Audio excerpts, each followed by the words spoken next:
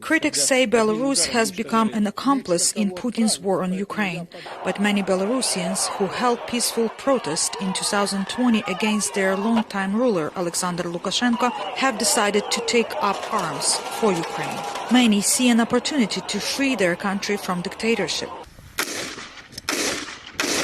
At this training ground in Poland, volunteers are taking their first battle lessons.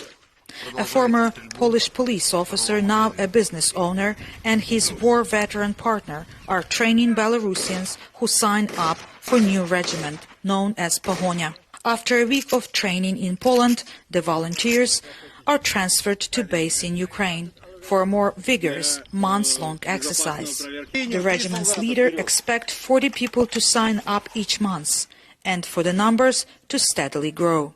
They are highly motivated Belarusians.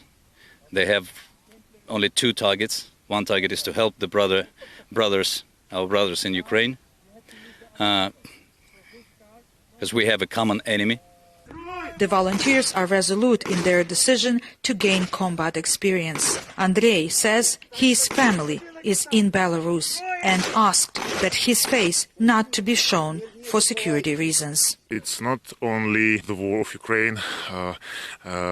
This is the war of the whole free world, and Belarus as well, because Belarus is almost 30 years under dictatorship, and it's very painful for us, for the Russian people who really want to be free. And our desire, our dream, after a defeat of Putin, we hope that the regime of Lukashenko will be destroyed as well. For Kirill, who left Belarus long ago, this fight is about freedom as well. He started helping Ukrainians buy military equipment and then realized he had a big battle at home to support. I realized that we have some Belarusian volunteers, military volunteers, and they are not very good equipped. So we decided to start help them.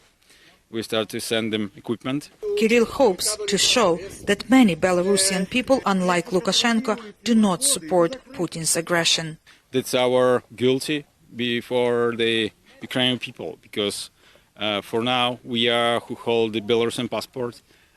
We are the enemies for them, because our country, which is also occupied by the tyrant Lukashenko, and bomb are shelling from Belarus territory to Ukrainian cities and villages.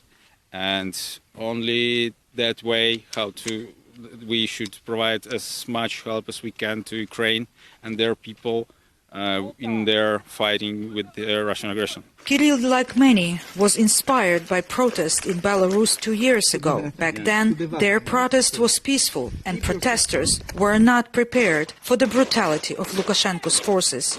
Now, Lukashenko's opponents are working to get ready for battle. The Belarusian leadership in exile last month endorsed the Pogonia regiment. Svetlana Tikhanovskaya, the woman who is believed by many to be the rightful winner of Belarusians' 2020 election, on Twitter, referred to the unit as a base for the new professional Belarusian army. The unit's leader, Vadim Prokopiev, sees the endorsement as a first step toward freeing Belarus from Lukashenko. I think the time has come that our leadership, our political leadership in exile, take more desperate and more decisive measures. And if Ukrainians will see enough potential and enough power, I think the recognition of a government in exile is a very good and strong move. He says his regiment is growing, and soon VOA has learned some experienced trainers, including U.S. Army veterans, will join the fight. Miroslava Gongadze, VOA News, Warsaw.